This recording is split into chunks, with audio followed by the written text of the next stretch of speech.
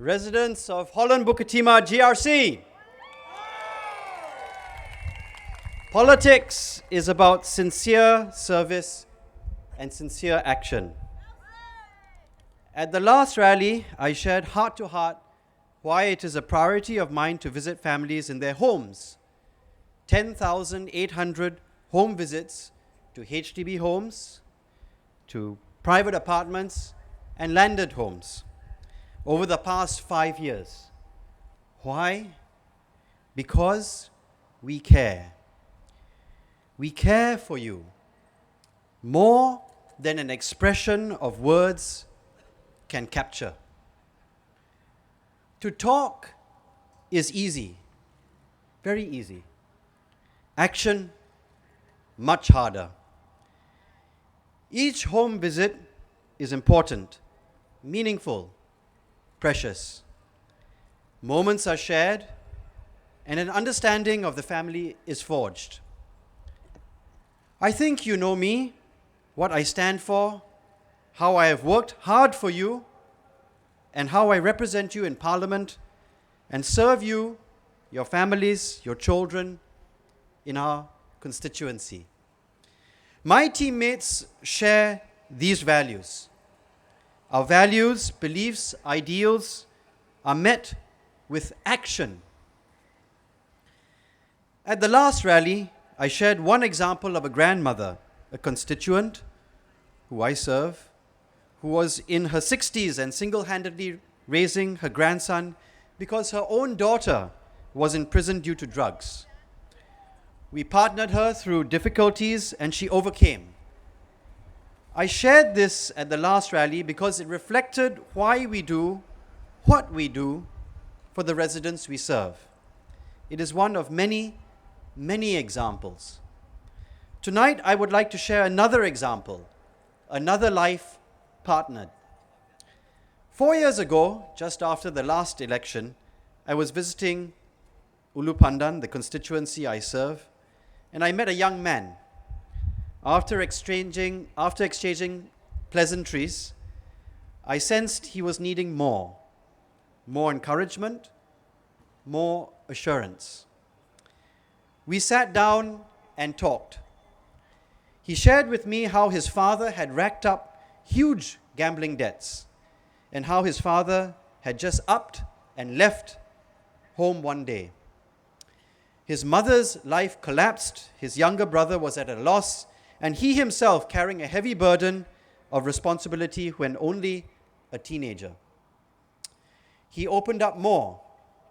He said money was tight and his own world heavy to bear. I said, hang in there, we will step in. We did so with financial assistance, but more importantly, with a sense of partnership and encouragement for him. He knew, and knew well, a community was behind him. He would share about how difficult it was to reconcile within himself that his situation was born out of his father's gambling addiction. Very difficult to reconcile for a teenager. But slowly his angst was channeled into a deep determination to overcome. He changed. I saw it in him.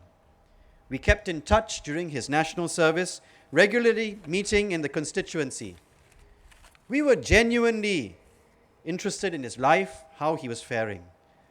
One day I got a call in my law office from him. I had given him my number because I wanted him to know that there was someone he could speak to should it get too tough. This time, his voice was chirpy, hopeful. He had received his A-level results and received straight A's.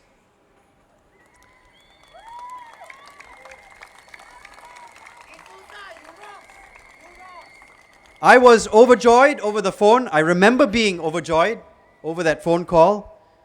He too. He was thrilled. What next? I said. He said he dreamed of pursuing engineering and was applying to universities he read about in his childhood days. I said, go for it. Some months later, he called and said he got accepted into a top engineering faculty in Europe. It was a dream come true, but one stumbling block finance. No finance. I said, hang in there, keep that dream alive. Let's print out the list of scholarships available and talk through which ones you can apply for. He listed 10, asked if I would be his referee. I said, yes, certainly, count on me. You personify overcoming adversity. I will be your referee. His ability to overcome adversity shone through. One stat board said, yes, we give you a scholarship. Why? Because that young man embodied, personified overcoming adversity, selling cakes after school hours to make ends meet. He is now pursuing engineering, his dream, in a university he read of in his childhood. That is grit, determination, and perseverance. That is being Singaporean. We are in close touch, and he is passing it on in our constituency, passing it on by mentoring younger ones in Ulu Pandan, in Holland-Bukit, Timah, GRC, and inspiring them. What he says, he walks the talk. I have been through it, he says to them who need the encouragement, so can you. He is on his feet, his mother is on her feet, his brother is standing tall. This is why we do what we do. Dr. Vivian Balakrishnan, Miss Sim Ann, Mr. Liang Eng Hua. Partnership, service, action. Politics is about lives, not talk. It's about lives.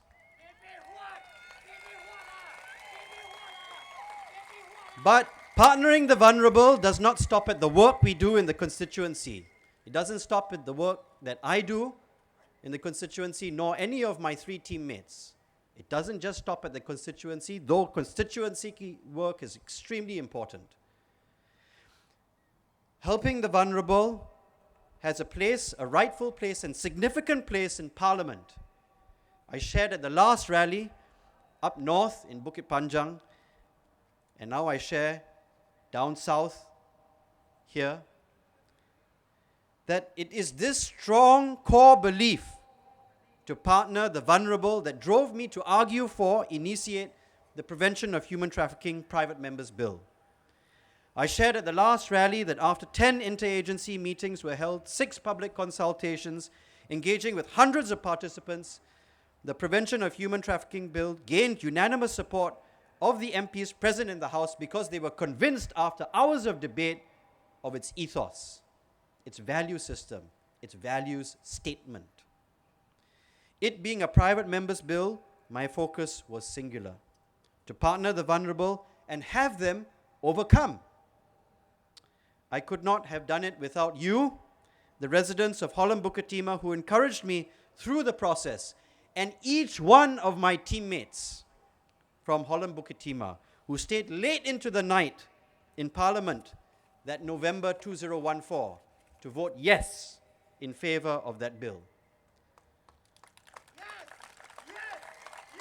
Friends, it is about partnership, service, action. Tonight I would like to share another example of how I have argued in Parliament for compassion and care to be shown to the vulnerable, often unseen parts of our community. I have raised how we must accord care and concern to women, to ladies who are abused domestically. My position in Parliament translated into working very closely with a volunteer group of committed women and men who wanted to provide shelter to teenage girls who had been physically and emotionally abused. Because of the positions I had taken in Parliament on this, it was a natural partnership. We worked closely together on the ground. I was struck by their commitment not only to shelter the girls, but to rehabilitate them. We worked together to convince MSF and SLA, and I dare say with support from my colleagues in Cabinet, to provide a black and white bungalow within the constituency to home the shelter at a highly discounted rent. They do marvelous work for the voiceless. I have met the girls who have graduated from the rehabilitation program. They are full of hope, optimism, and go-getting spirit. A complete turnaround. Constituency leads into parliament, leads into advocacy, leads into results. For who? For Singapore. For whom?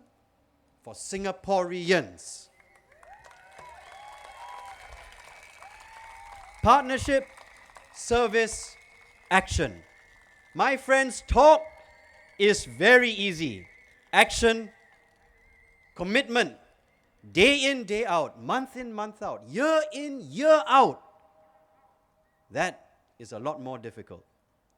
But that is what politics is about, and must be about, and must continue to be about. Singular focus to uplift, overcome, partner, and to have the residents we serve stand tall again.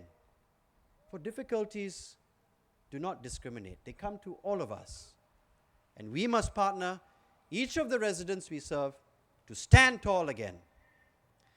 It comes with a deep sense of duty toward and commitment to the residents we serve. And these two are the values of my teammates, Dr. Vivian Balakrishnan, Ms. Siman, Mr. Liang Eng Hua. I would like now to move on to a topic close to my heart, the defense of our nation. I've written about it in the Straits Times at length, debated it in Parliament. It is not an academic topic for me. I shared at the last rally that I grew up in a military family. My father signed on in 1965 as an officer when he was 18, chose not to go into medicine. He said, we need to defend this country. No university degree, he entered at 18. Even before NS was formalized, was selected to train as a fighter pilot, helped set up squadrons in the Singapore Armed Forces. He flew in the first Black Knights team. Defense is in my blood, as it is in your blood, as it is in the blood of your wives and your children who support what you do when you wear green, blue, and navy whites, or in the home team. With the Black Knights flying in the early 70s, it made crowds roar, but sent strong signals elsewhere. Today we have the Black Knights and all our servicemen in the SAF pushing that same envelope. It was a message that rang loud and clear when my parents affixed the epaulets on my shoulders during national service and during all the ICTs that I did thereafter, and all the ICTs I'm sure you did too. SDP's proposal to almost halve the defense budget will ambush Singapore's sovereignty. I say this sincerely, straight, eye to my residents. I tell you sincerely, honestly, straight face, no political ambition. This will ambush Singapore's sovereignty. I said that at the last rally. They say cut the defense budget to half of what it is today over 3 to 5 years. In this environment, my friends, in this geopolitical environment, 2015, that is dangerous, opportunistic. But they know they have to cut from somewhere to fund their extreme policies. So easy formula, take from defense, dangerous. What's their rationale?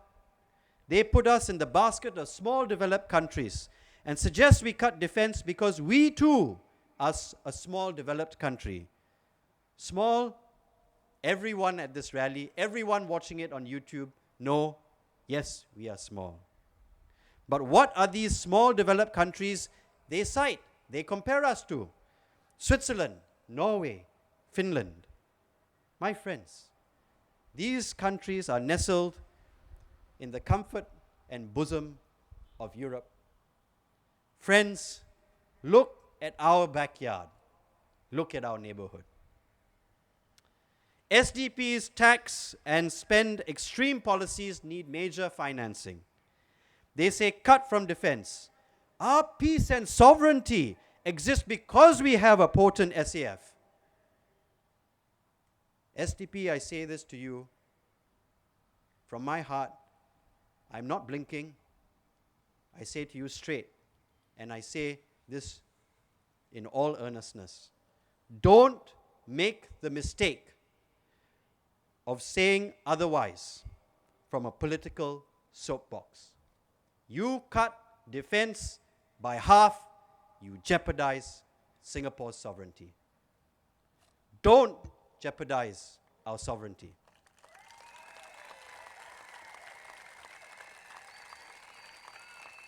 I grew up on Changi Air Base with the sounds of jets on their final runs, their final approaches and takeoffs. I said it before and I say it again. It is a sacred duty to keep Singapore safe. Don't ever jeopardize it. To do so, and I say it with a straight face, to do so would be irresponsible. You are the Dark Knight! You are the Dark Knight! You are the Dark Knight! Oh! You are the Dark Knight! One SDP candidate says that many of us hope that DPM Tharman would have a falling out with the Prime Minister. And he hopes will come out to lead Pakatan Rakyat Singapura. I ask, no, this is a serious topic. I ask the discerning voter watching here tonight, watching this on YouTube, do you think that seeking division in cabinet is a responsible desire?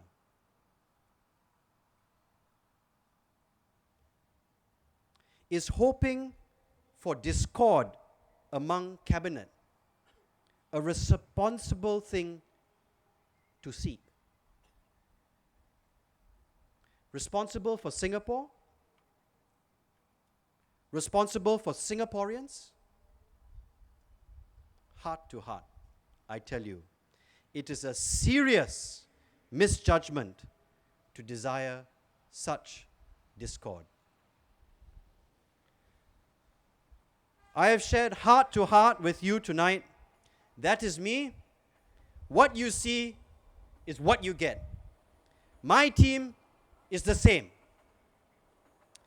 Politics for me is a sacred duty. Please don't, SDP, please don't use the election as a political soapbox. To do so is to misunderstand the gravity of the duty we owe to Singaporeans. We owe to the residents we serve. It is a duty I take very, very seriously. Partnership, action, service. Vote for the PAP.